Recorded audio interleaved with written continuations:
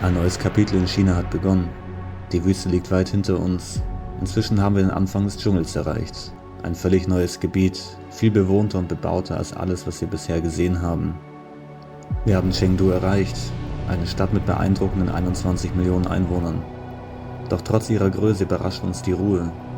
Zum ersten Mal stehen wir in einer Stadt dieser Dimension und freuen uns darauf, sie zu entdecken. Die gewaltige Skyline, die belebten Straßen und die weltberühmte Panda-Station. Doch unsere Zeit in Chengdu sollte anders verlaufen, als wir uns das vorgestellt hatten. Ein Streit mit unserem Guide überschattet die Tage. Er behält unseren neuen Laptop und lässt uns mit mehr Fragen als Antworten zurück. Nach 4 Tagen heißt es weiterfahren, weiter nach Osten Richtung Kamning. Vor uns liegen erneut mehrere Tage voller kleiner Dörfer, dichter Wälder, tropischer Luft und neuer Begegnungen, die uns zeigen, wie groß und vielfältig dieses Land wirklich ist.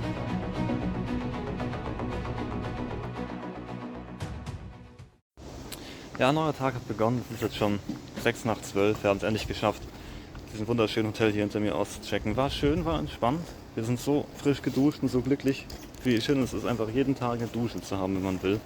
Packen jetzt die Fahrzeuge, fahren dann gleich nach Kamning. Das sind 800 Kilometer, wir werden da auf jeden Fall mindestens 2 Tage für brauchen, weil wir wieder Landstraße fahren müssen. Ja, mal gucken, wie sich das dann entwickelt. Auf jeden Fall neuer Tag, neues Problem. Mein armer Hinterreifen, der ist eh schon so am Leiden, ist hier in China, hat ein Stück Metall abbekommen. Recht großes. Das ziehen wir gleich mal raus und hoffen, dass der Schlauch heil ist. Ich denke schon. Luft hat er auf jeden Fall noch drin. Ja, der Arm muss echt viel mitmachen hier. Die Kette sieht auch ein bisschen komisch aus, fetten wir gleich. Ja, wenn ich jetzt gleich einen Platten habe, vielleicht. Also das Metallstück war riesig, ey. Das hat sich hier richtig, ihr seht es ja, Kamera, das hat gar nicht mal so weit rausgeschaut, also das hat ja nur bis irgendwie hier rausgeschaut. Der ganze Rest steckte hier im Reifen längst drinnen, in der ganzen Stolle steckte der längst drinnen. Das ist ja krass, wie ist das denn passiert? Das habe ich ja noch nie geschafft, sowas. Dieser kleine Baum hier hat einfach eine Infusion. Einfach ein Baum mit so, ja, eine Infusion, steht auch drauf auf dem Bild. Und dann geht dann der Schlauch runter in den Stamm rein. Völlig verrückt. Und so beginnt ein weiterer Tag auf der Straße. Aktuell befinden wir uns in der Provinz Sichuan, eine Region, in der wir nicht auf der Autobahn fahren dürfen. Also geht es entspannt weiter auf der Landstraße. Die beeindruckenden Hochhäuser lassen wir schnell hinter uns und finden uns wieder zwischen kleinen Dörfern und einer dicht bewachsenen grünen Natur. Den ganzen Tag fahren wir weiter. Unsere Zeit in China neigt sich dem Ende zu und wir wollen Kamning so schnell wie möglich erreichen, um dort noch ein paar Tage zu haben, die Stadt zu erkunden, bevor unsere Reise weitergeht nach Laos. Wir machen nur wenig Pausen, fahren immer weiter, bis die Sonne langsam der Nacht Platz macht und die Umgebung um uns herum im dichten Grün verschwindet. Irgendwann kommen Hunger und Müdigkeit auf, also halten wir im nächsten Hotel. Doch wie so oft in China sollte es auch diesmal nicht so einfach werden, ein Zimmer zu bekommen.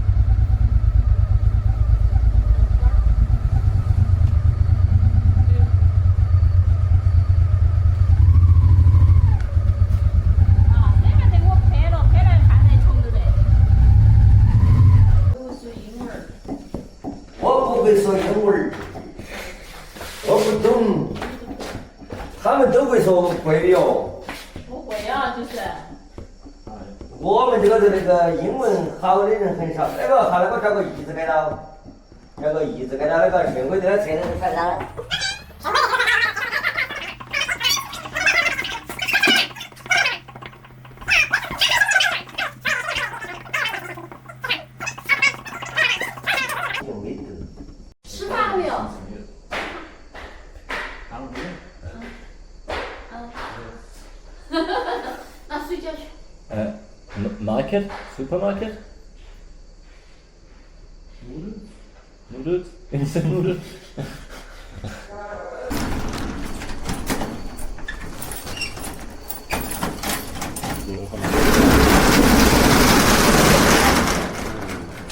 Thank you. Instant Noodles. Oh, Hühnerbein. Das darf nicht fehlen. Es war so kompliziert, dieses Hotel zu finden. Ich sag's euch, das war kompliziert. Und die Gespräche sind auch mal super kompliziert. Auch wenn man Übersetzer hat, ist es so umständlich. Ja. Zimmer für 2,60 Euro. Ja. Richtige Sparfüchse. Man kriegt hier richtig billig Hotels, aber man muss wissen wie. Ja, und man muss Kompromisse eingehen. Ja.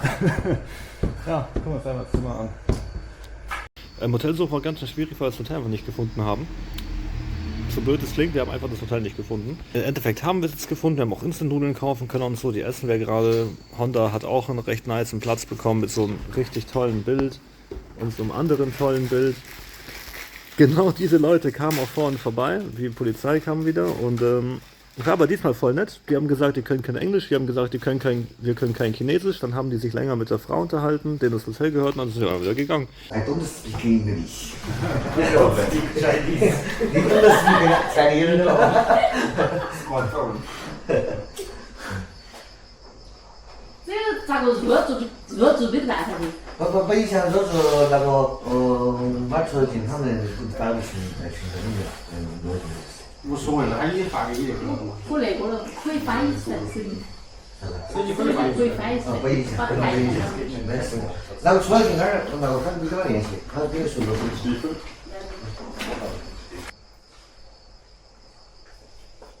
拜拜。拜。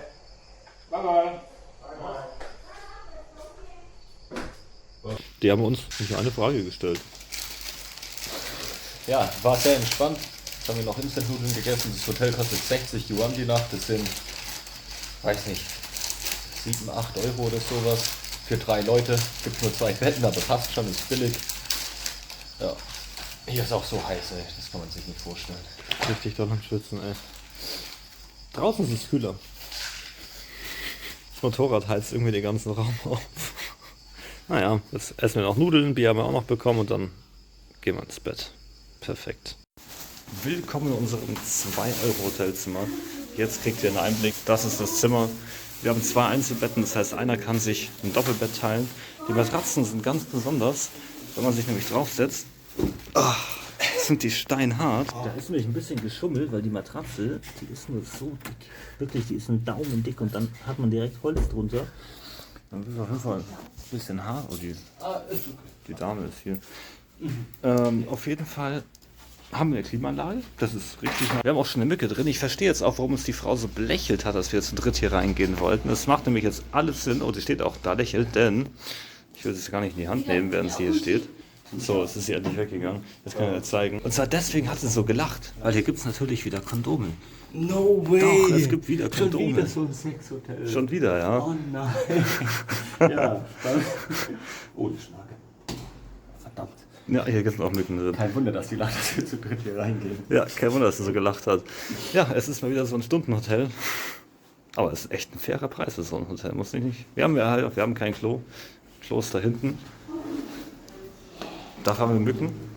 Not bad, not bad. Was Geldsparen angeht, voll okay.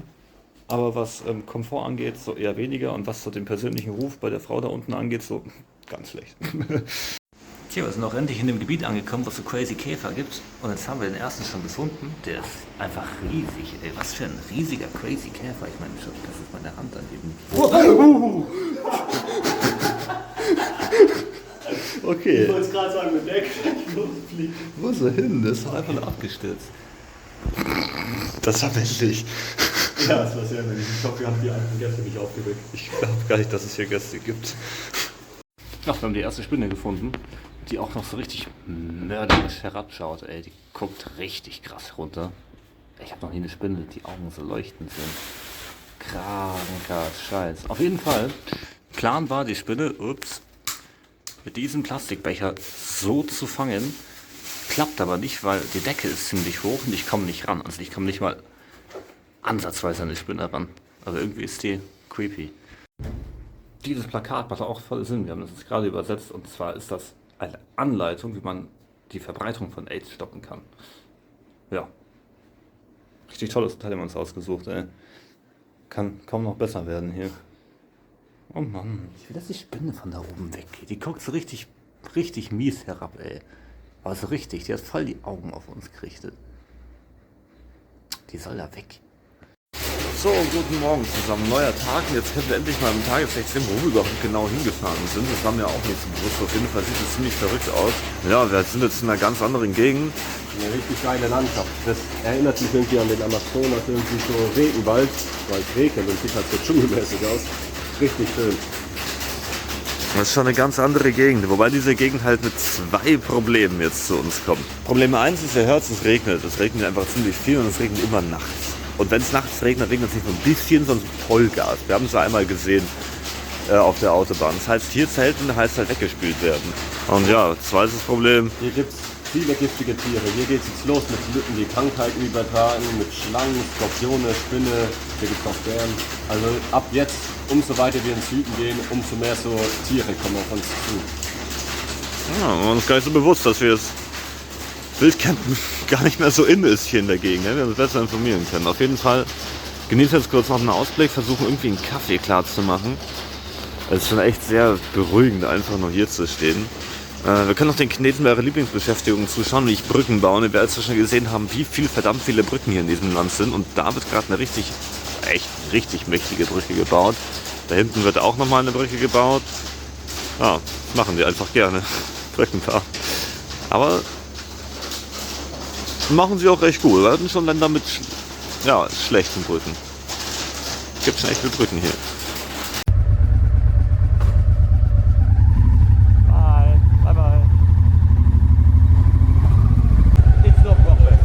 It's no problem. Because the road is different. Yes, but Yeah, I know. You don't know the road. yes. We travel since 1 year. There are a lot of tunnels. Yes. Yeah, and there might be the rocks falling through Okay. from the mountain. Okay. But I can go.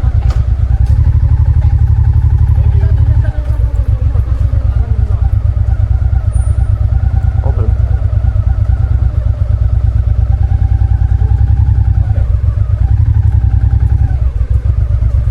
Ja. Nimm das mal weg.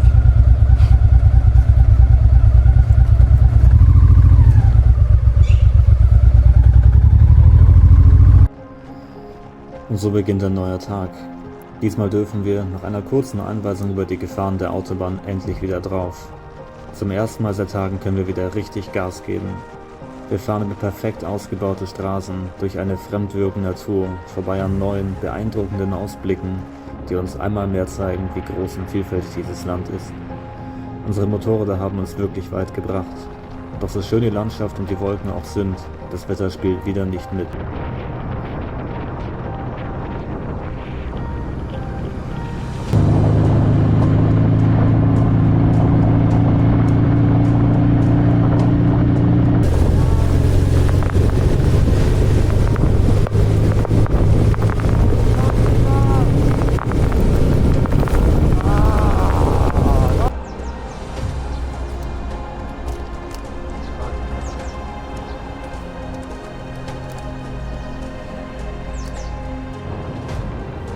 Nach unserem Mittagessen geht es weiter.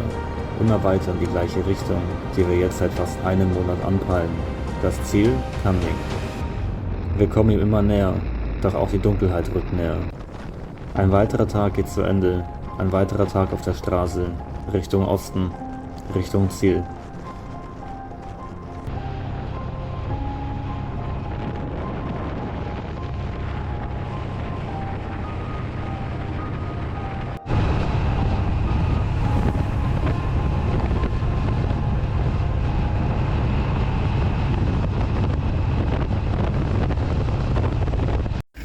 Ja, inzwischen ist schon Nacht geworden. Wir sind den ganzen Tag auf der Autobahn unterwegs. Es ist irgendwie nichts Spannendes passiert, außer schlechtes Wetter. Es ist ziemlich kalt hier auch. Wir sind jetzt auf über 2200 Meter Höhe. Hat den ganzen Tag geregnet oder getröpfelt. Plus Kälte ist nie irgendwie eine gute Kombination. Ja, sonst ist wirklich nichts Spannendes passiert, außer halt schlechtes Wetter die ganze Zeit. Motorrad außer läuft zum Glück. Ich musste halt zum ersten Mal seit Monaten Öl nachfüllen bei der Honda. Das beunruhigt mich ein bisschen, warum der Öl gefehlt hat. Das musste ich bis jetzt auf der ganzen Reise in 11 Monaten erst einmal machen. Komisch. Auf jeden Fall müssen wir jetzt einen Schlafplatz finden. Wir sind 130 Kilometer vor der Stadt Kamning oder Kunming, wo wir morgen aber erst ankommen wollen. Wir haben halt recht gut Strecke gemacht, wir sind gut im Zeitplan. Also entweder suchen wir jetzt hier irgendwas in der Gegend, was Billiges wieder wie gestern, dass wir dann uns aufwärmen und trocknen können, oder wir fahren auch in die Stadt heute von uns rein, suchen uns dann da irgendwas. Muss man uns mal überlegen jetzt. Wir haben das Hotel gefunden, wir sind jetzt vorne von der Autobahn runtergefahren. Und ja, es sieht eigentlich recht schön aus. Da ist die Rezeption irgendwo. Da ist unser Zimmer, es ist richtig schön. Ja, grün hier, da ist die Honda, hat einen super Stellplatz wieder, ist vom Regen geschützt. Ich habe das Zimmer noch gar nicht gesehen. Auf jeden Fall ist dieses Hotel billiger wie gestern. Wir zahlen 50 Yuan pro Nacht für uns drei. Das heißt unter 2 Euro pro Person. Das ist so krass billig. Ey, ich hoffe, das Zimmer ist trotzdem irgendwie ein bisschen schön. Ich war, wie gesagt, noch nicht drin. Wir müssen jetzt erstmal was zu essen finden. Wir haben den ganzen Tag nichts gegessen, außer eine halbe Tüte Chips, die nicht gut geschmeckt hat. Und dann ja, gucken wir uns mal zusammen das Zimmer an. Ob wir erstmal irgendwas zu essen finden in diesem kleinen Dorf. Das wird, glaube ich, gar nicht mal so leicht. Wir haben ein Restaurant gefunden hier in dem kleinen Dorf. Und zwar haben wir das schon ganz oft gesehen hier in China. Ist so ein Ding hier, glaube ich. Und zwar ist in dem Restaurant so eine Kühltheke. Da sind also ganz viele Dinge auf Spießen drauf. Also wirklich alles gibt's hier. Hier gibt's Fisch, hier gibt's Herz, hier gibt's Entenköpfe, Heuschrecken, Mais, Pilze, Shrimps, Fisch. Alles gibt's da drin. So, auf Spießen. Suchst du dir aus. Dann wird es hier für dich angebraten. Dazu gibt es noch eine Portion Reis. Da sind unsere Shrimps. Wir haben uns aber nicht für Fleisch entschieden. Leider gab es kein Hühnchenbrustfilet, sondern nur so ja, Herzen und Leber und so komische Sachen halt. Dazu haben wir jetzt noch ein Bier und sind jetzt mal gespannt, wie das schmeckt. Ob wir morgen Bauchschmerzen haben oder ob wir jetzt ein richtig leckeres Essen haben. Eine Portion Reis natürlich noch dazu.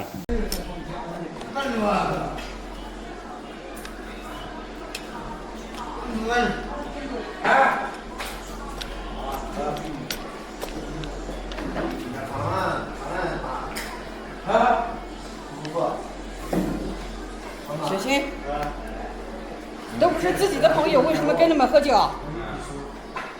对，你要开他。死了。开了干什么？我去开哪个？你说不让你开干什么？没下来呀。Das ist die Frau.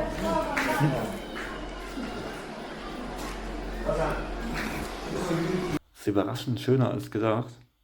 Ist richtig sauber. Für gerade mal 2 Euro pro Person ist wirklich ein richtig geiles Hotel. Deutlich besser wie gestern. Wir haben noch keine Spinnen und keine riesige Käfer gefunden. Problem wie immer, wir haben halt nur 2 Einzelbetten. Das heißt, 2 von uns kann danach wieder kuscheln. Aber Hauptsache billig. machen wir schon seit Monaten. Ja, das ist ein echt schickes Zimmer. Schon krass. Für 50 Yuan. Das heißt, wenn man hier einziehen wollen würde, würde man nur 108 pro Monat zahlen. Das ist nicht schlecht. Toilette haben wir, Dusche haben wir. Leider hat wieder so ein blödes Klo, aber mei. Das heißt, es ist ins Bettchen gehen und morgen wieder auf die Autobahn. Ich bin jetzt vorne aufgestanden, von unserem kleinen Hotel in einem kleinen Dorf. Frisch geduscht, wollen wir jetzt kurz einen Kaffee trinken gehen. Das ist ja vom Hotel voll die Action. Vor so ein kleines Dorf, das ist ja voll der Bazar. Da wird Fleisch verkauft, Fisch verkauft, Gemüse, Früchte, alles verkauft. Echt krass. Aber wir sind noch gar nicht bereit für so viele Eindrücke und so viel Rumgetue. Einfach nur einen Kaffee trinken. Und dann nach Kamning fahren. Ja, jetzt mal wach werden kurz. Ja, mal wieder auf die Autobahn und dann heute hoffentlich ankommen. So, Einkauf ist erledigt. Wir kämpfen uns zurück durch dieses kleine Dorf, durch den Bazar. Ich weiß nicht warum, es sieht einfach nur geil aus hier. Ich weiß auch nicht, dieser ganze Vibe, dieses Dorf, dieser Bazar, voll geil. Der Supermarkt war riesig. Wir haben jetzt fast alles bekommen eigentlich. Viel mehr als gedacht. Sogar Feuerzeugkostüm von meinem Zippo war auch dringend notwendig. Und ja, jetzt geht's zurück durch den Bazar. Vibe ist einfach echt mega geil hier. Dieses kleine Dorf, das ganze Grün und diese ganzen Gerüche hier. Ja, dann geht's jetzt in die Stadt Kamning und dann ja, ist die Zeit in China auch schon fast wieder vorbei. Aber in Kamning erwartet uns dann gleich nochmal eine Überraschung und das werden wir und ihr dann auch gleich mal sehen, was uns da erwartet.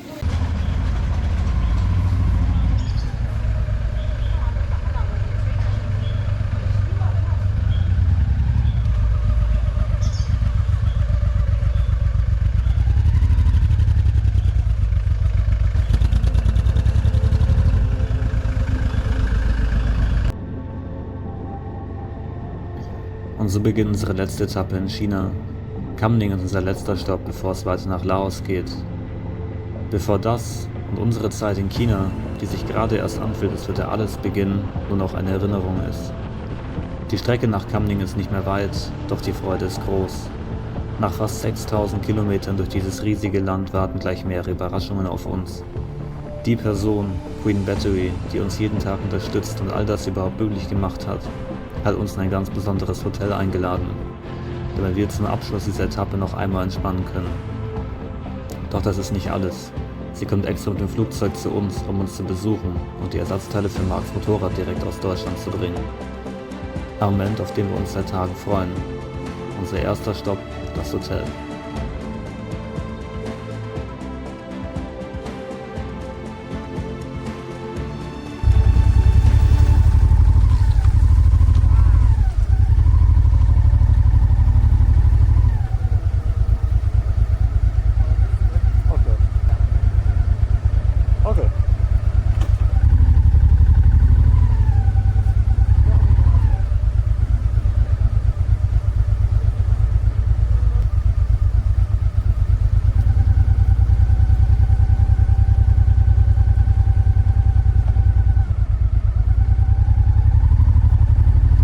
So, beim Versuchen, dieses wunderschöne Luxushotel einzuchecken, direkt erster Eindruck vermasselt. Motorrad steckt fest in der Kurve.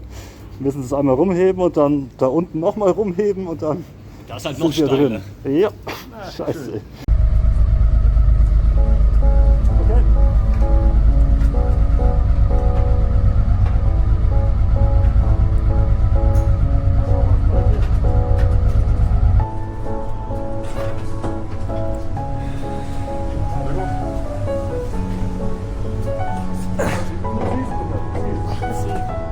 Welche Richtung?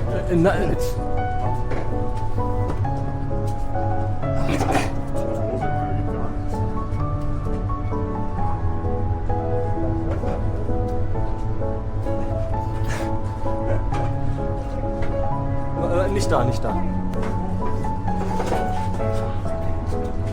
So, nochmal, weil ich muss erstmal gucken, dass nicht gefahren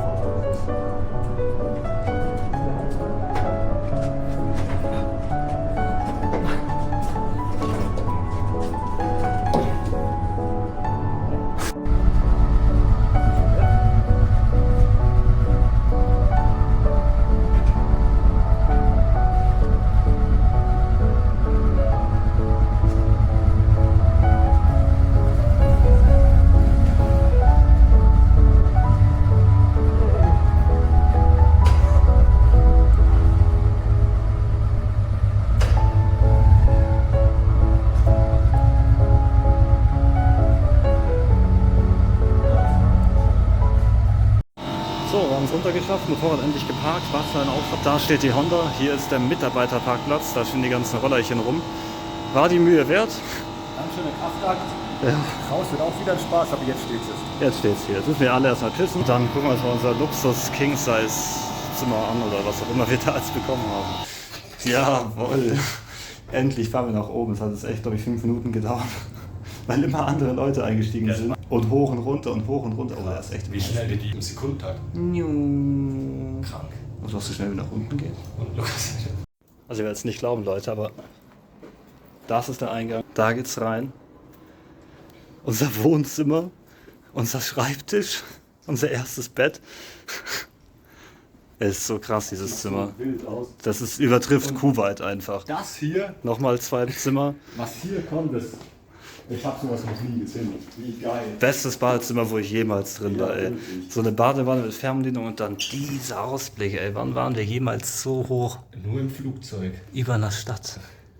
Komplett verrückt, ey. Der Ausblick hier ist so krass.